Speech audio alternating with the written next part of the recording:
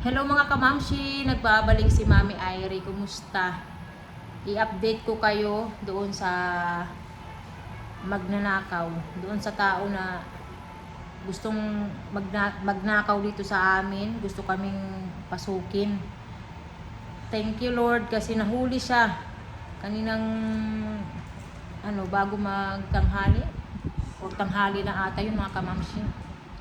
Nahuli siya. Doon siya nahuli sa downtown Tacloban. Natuntun siya ng mga pulis dahil doon sa ninakaw niya na iPhone. Tapos, pagkahuli sa downtown, dinala siya dito sa aming subdivision. Kasi yung may-ari ng subdivision, gusto siyang makita. Hindi kami tinawag nung dinala dito yung magnanakaw, yung yung mga nandun lang, yung mga nanakawan. Pero para sa akin dapat ini-inform din kami mga kamamsi kasi muntikan na kaming pasukin, di ba? So ang ginawa ko na lang, pinapunta ko doon yung pamangking ko. Naghingi ako ng picture ng magnanakaw para makita ko kasi hindi ako mapakali.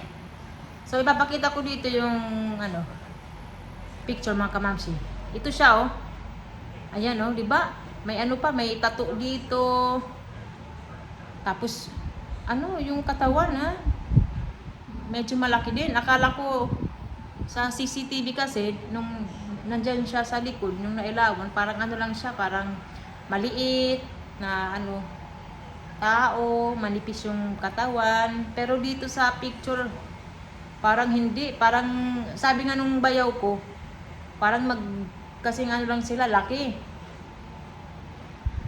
May tattoo siya dito mga kamamshi. Tapos bagong lang daw yan, bagong laya sa kulungan. 3 araw pa lang daw.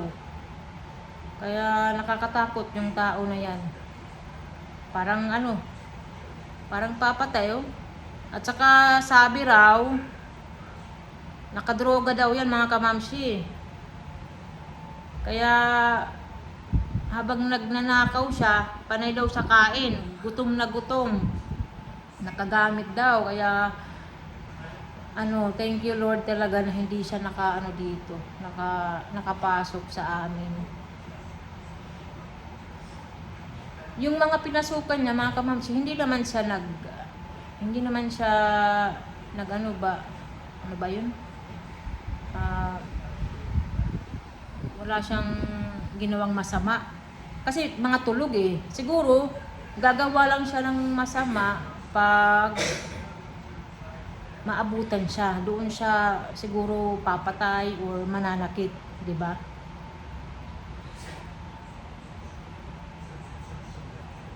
So nakakatakot talaga. At saka sabi raw, may raw siya dyan, may ginawa siyang mga maliit na kubo-kubo doon sa may likod ng kawayan.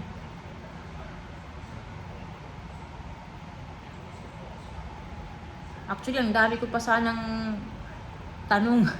Kaya lang, hindi naman kami na-inform. Dapat ini-inform kami, pinapapunta rin kami sa opisina dito sa subdivision namin para makita namin, di ba? At saka kami daw yung inuna niya. Imagine ninyo, 10:00 pa lang nandito na siya. At saka mga kamamsi, ito nakalimutan kong ikwento sa inyo. 10:00 ng gabi nandito na siya, di ba? Bumaba ako nung mga oras na yun. Yung mga oras na nandito na siya, bumaba ako noon. Kumuha lang ako ng tubig. Pero hindi ko yun inisip na may tao. Kasi nga yung yung bayaw ko nandyan. Wala sa aking isipan talaga yun. Pero napansin ko na nag-ilaw yung aming CCTV. Pero hindi ko rin siya pinansin. Kaya sabi ko, baka yung bayaw ko lang yun. Kasi nga, siya lang yung tao dito sa labas, sa likod namin. Kaya hindi ko rin hindi ko siya pinansin. Pero kung wala yung bayaw ko, tapos nag-flash yung CCTV namin, siguro titingin-tingin sa labas, doon sa bintana ng aming kusina. Titingin ako. Wala. Kasi panatag ako na lang yun, yung bayaw ko baka tumayo, kaya nag-ilaw yung CCTV namin. Yun pala, yung magnanakaw na mga kamamsi. Tapos, nung nandito na siya sa kabila, bumaba si Daddy Marco. Kasi mga gising pa kami. Nasa taas kami, nanonood ng TV. Habang nandito siya, si Daddy Marco bumaba, nagpailaw pa nga. Tapos, yun lang, tuloy-tuloy lang yung magnanakaw dito sa likod. Tuloy-tuloy lang siya sa paghahalongkat ng mga gamit, yung mananakaw niya.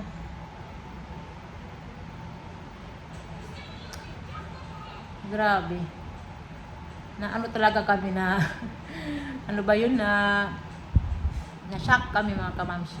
Kaya sabi ko kay Daddy Marco na pataasan yung namin pader para hindi na maulit ba, at saka maglagay ng ilaw sa likod. And pala mga kamamsi, late ko na ito maa-upload kasi nabisi ako na ako dito sa pangyayaring ito. Nabisi, na stress, kaya late ko na ito maa-upload. Pero nagpapasalamat ako na nahuli na yung magnanakaw. Stop mga kamamsi yung video dahil puno na yung ko. Yung cellphone, kailangan lang mag-delete. Ayan. So, ayan, natutuwa kami na nahuli yung magnanakaw. Malaking tulong yung yung iPhone kasi dahil sa iPhone doon siya nahuli. Kasi may yun, 'di ba? Find my device or yun? Phone tracker, 'di ba? Yung malulocate yung cellphone. Meron din ako sa iPhone. Yun ang maganda pag iPhone talaga. Hindi ko alam sa ibang cellphone Saka mabuti na yung may-ari bago siya umakyat sa taas nila para matulog, chinarge niya yung cellphone. Ninakaw yung cellphone niya, naka-charge mga kamamsi. Yun ang maganda. Kasi hindi lowbat. Hindi ko kasi alam kung pag lowbat ang iPhone, narulocate pa rin ba siya? Hindi ko lang sure mga kamamsi. Kaya nagpapasalamat siya na bago siya matulog, naka-charge yung kanyang cellphone. Kahapon ng umaga, nandito sila sa likod namin. Kasi nandito daw yung cellphone, yung location mga kamamsi. Pero hindi nila nahanap. Tapos paiba-iba raw ng location. Mayroon dito sa likod namin, mayroon doon naman sa may kabilang bahay, doon sa may may kawayan. Paiba-iba. Tapos nung gabi na rin, kagabi, nandun sila sa may labas, may entrance. Kasi nandun daw yung location. Pero kaninang bago magtanghali, nandun pala sa downtown yung magnanakaw, doon nahuli. Nalocate nila. Pa raw mga kamamsi, nag-hotel yung magnanakaw. Ginamit niya yung pera na ninakaw niya, pinangbayad niya sa hotel. So hindi niya naibalik yung pera, pero yung cellphone naibalik. Tapos pa raw, pinagsusuntok dito sa opisina. Pinagsusuntok ng gwardiya. Tapos yung lalaki na ninakawan, pinagsusuntok nila yung magnanakaw.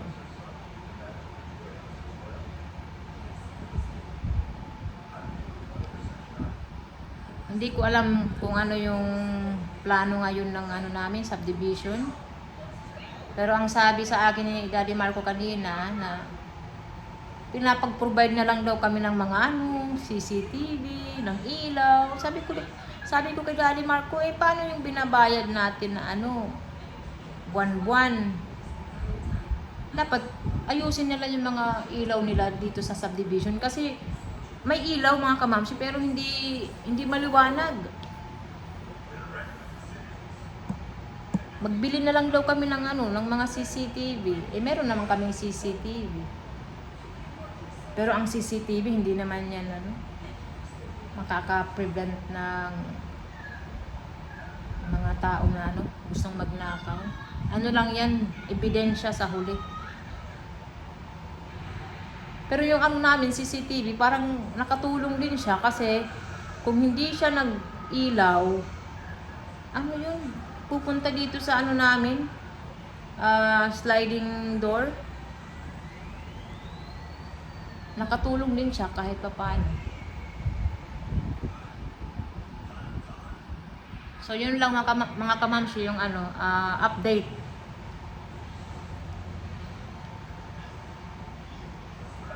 Yung pumunta dito na police, nagsasuggest sila sa amin na kami mag-alaga ng aso.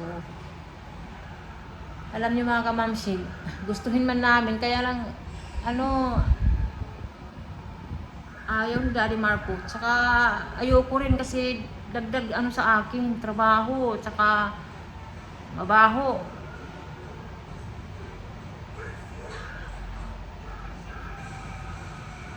Dagdag trabaho yan kasi mo yan, ilalabas mo yan. Umagang-umaga pa lang ilalabas mo yan para magpupo. Hindi ko na kaya yan dahil may pa ako, may 3 anak.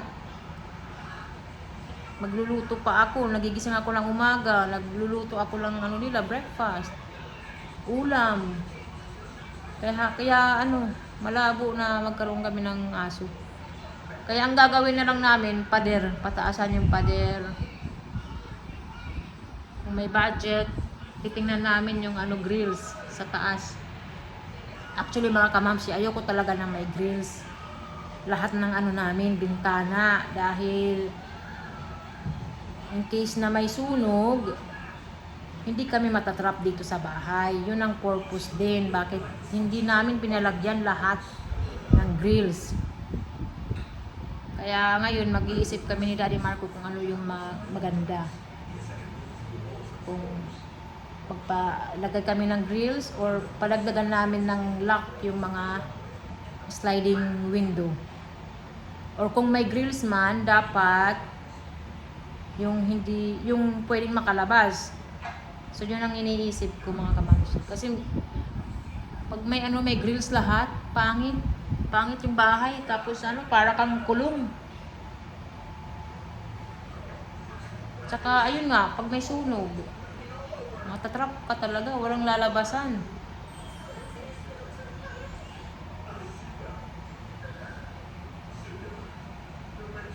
So marami kaming kailangan ayusin mga kamamsi. Although hindi naman natin yan maiiwasan yan ng mga magnanakaw, pero mas mabuti na lang na gumawa ng paraan para maging safe din kami, di ba? Oy! Nagising na ang bata. Kamami! Nagising na ang bata. Batuta, mga kamamsi. Pinatulog ko para may energy siya. Kasi madaling early siya nagigising dahil nga pumapasok ito sa umaga. So maraming salamat mga kamamsi sa panunood, and ko sa inyo, ipakita sa likod kung ano na yung nangyari dahil nga nagpa-start na kami pataas ng pader. Ayan. So bye bye mga kamamsi. Thank you so much.